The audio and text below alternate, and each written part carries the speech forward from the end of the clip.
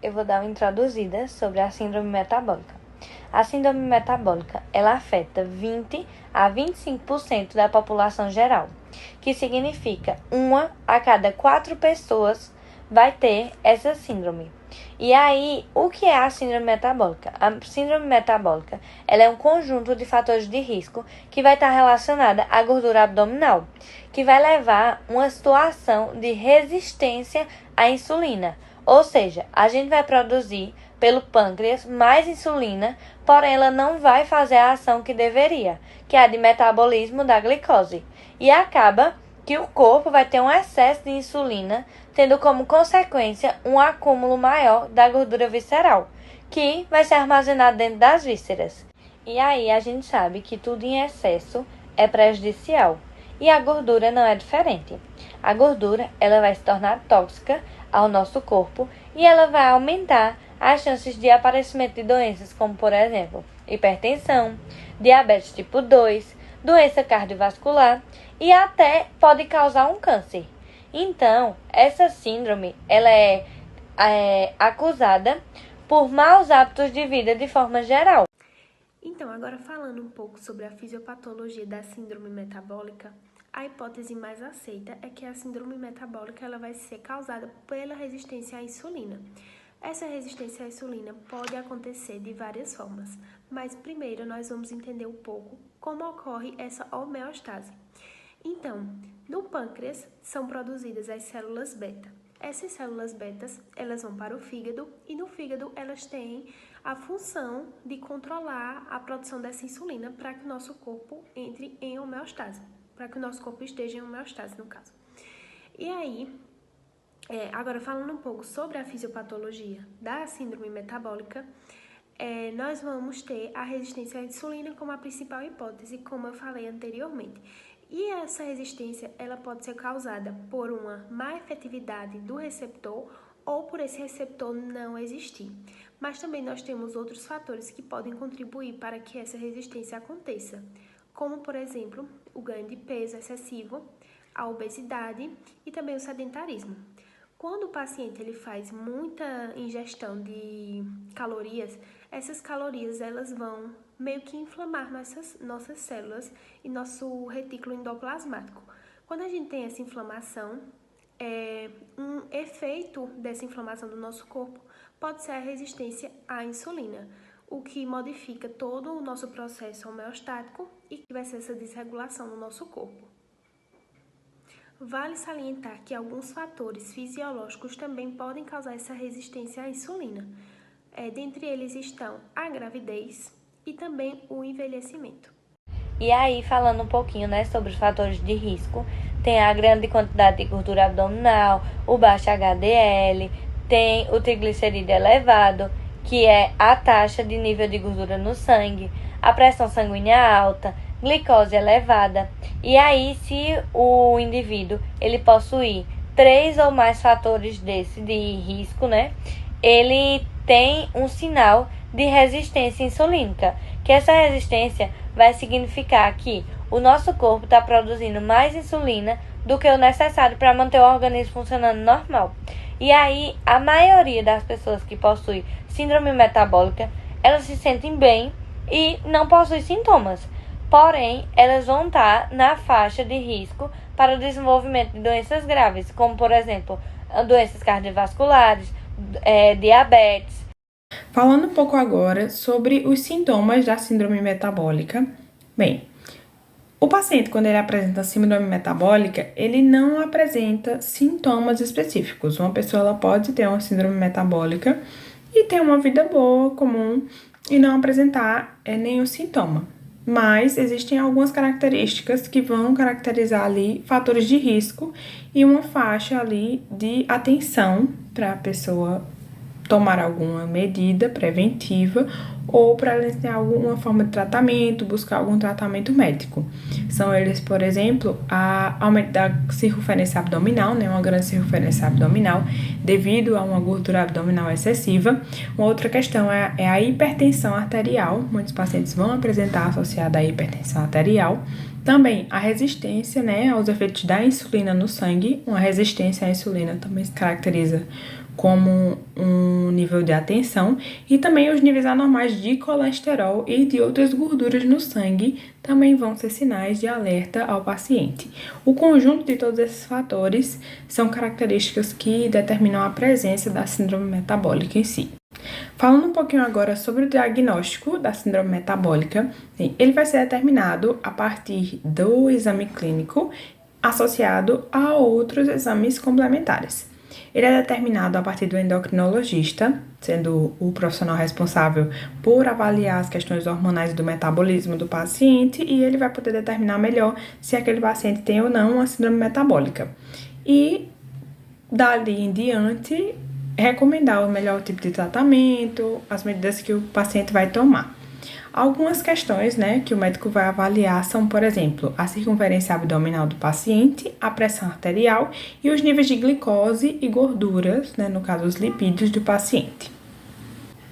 Na avaliação da circunferência abdominal, é realizada a medição com a fita métrica da circunferência e ela deve ser realizada em todos os pacientes, não necessariamente só em pacientes que apresentam algum sinal de obesidade, por exemplo, ou sobrepeso, mas em todos os pacientes, porque mesmo uma pessoa que visualmente, aparentemente, não possui sobrepeso, ela pode ter uma maior concentração de gordura abdominal.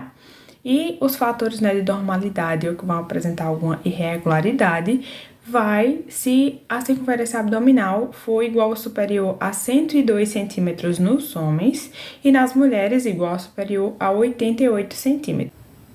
Com isso, com a avaliação da circunferência abdominal, a gente consegue determinar um fator de risco, uma exposição importante, porque quanto maior a circunferência abdominal, maior a chance desse paciente desenvolver a síndrome metabólica.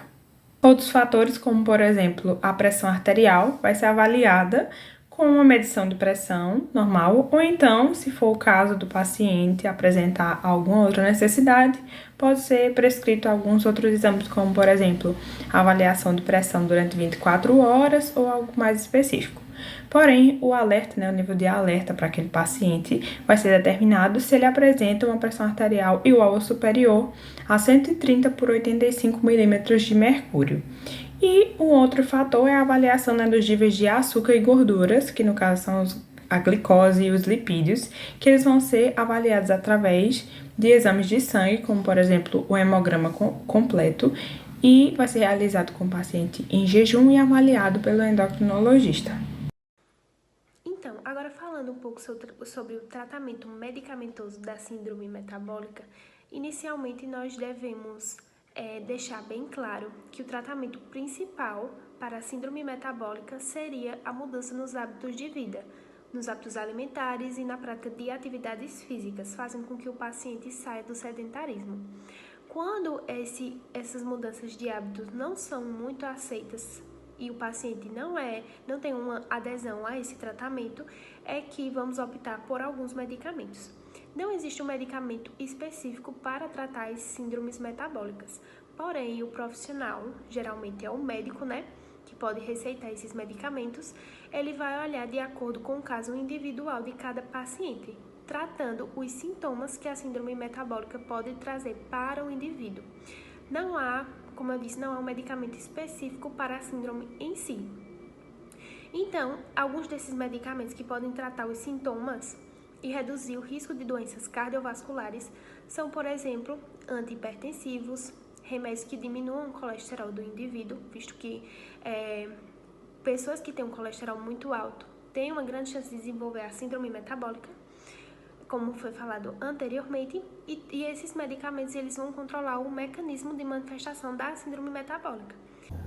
A atuação fisioterapêutica em pessoas que possuem a síndrome metabólica vem se tornando cada dia mais comum, principalmente porque uma de nossas funções é a educação e promoção em saúde, que são de suma importância para o aumento da qualidade de vida, uma diminuição dos fatores de risco e também um retardo ou prevenção da instauração de doenças cardiovasculares. Um dos objetivos principais de nós fisioterapeutas é atuar na melhora e no condicionamento tanto cardiorrespiratório quanto cardiovascular, que vão ser muito comprometidos principalmente pelo aumento do IMC. Para que o tratamento ele seja o melhor possível, é importante que haja uma integração multiprofissional, porque muito facilmente essa pessoa ela vai ter um aumento de peso, ela vai ser uma sedentária, ela vai ter as suas taxas todas alteradas. E para isso ela precisa de outros profissionais, como um nutricionista, um biomédico, um enfermeiro, um educador físico, para que incentivem a sua melhora global e uma melhora global também na sua qualidade de vida. Nós, fisioterapeutas, iremos atuar promovendo exercícios de padrões ventilatórios expansivos, aeróbicos, resistidos, calistênicos, exercícios de fortalecimento, pilates, entre outros.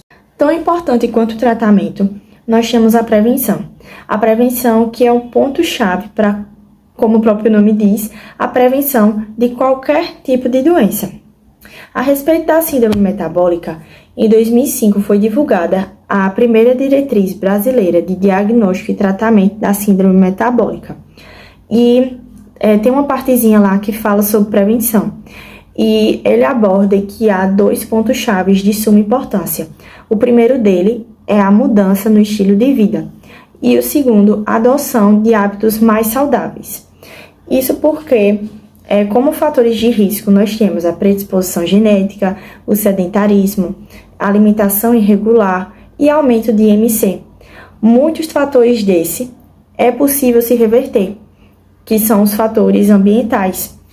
E como é uma doença que não possui cura e sim controle, então essa mudança no estilo de vida ela vai ser de suma importância para a manutenção da saúde daquela pessoa.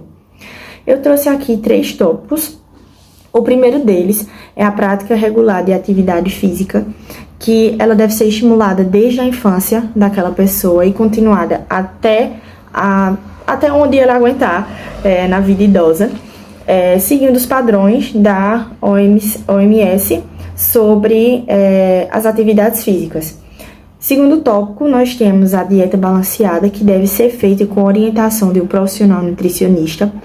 E o terceiro e último tópico, a realização de exames de rotina regulares, para verificar como é que estão as taxas daquela pessoa e para que a equipe multiprofissional e também, se for da vontade daquele paciente, possa reverter essas taxas, trazendo elas de volta para a normalidade.